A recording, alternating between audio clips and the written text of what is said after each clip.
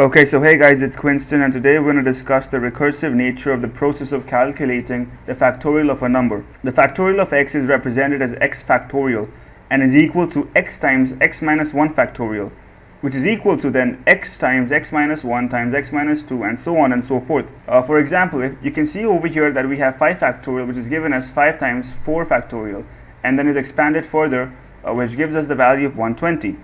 The factorials of 1 and 0 are 1 by definition, which is why the above example does not end up with the product being multiplied by 0, effectively nullifying the entire process. And we use the same concept of repeatedly achieving the next element for multiplication as seen in the example. Moving on to the code, you can see that in the main function, we are calling the factorial function and passing it a value of 5. The function does what is asked of it and starts executing the blocks of code in the function, as you can see over here.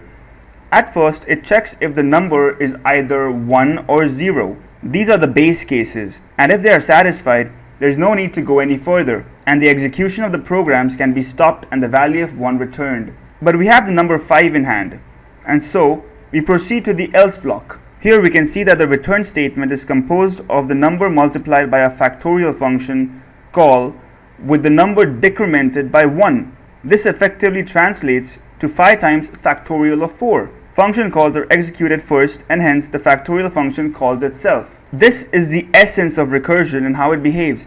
The whole process we described in this previous section continues, only with the number being replaced from 5 to 4 and then to 3 and 2, and finally when the function calls factorial of 1, the return value being 1, the base case ends the series of the function calls and starts to build the solution, starting with the return of 1 amounting to 2 times 1, and then 3 times 2 times 1, and then so on and so forth.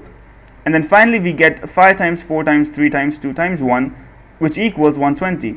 This is our answer. This process is considered to replicate the stack and how it behaves. So with just 4 lines of code, we have developed a recursive factorial program. Thanks for watching, guys. Like this if you like it. You'll find the code in the description, and yeah, later.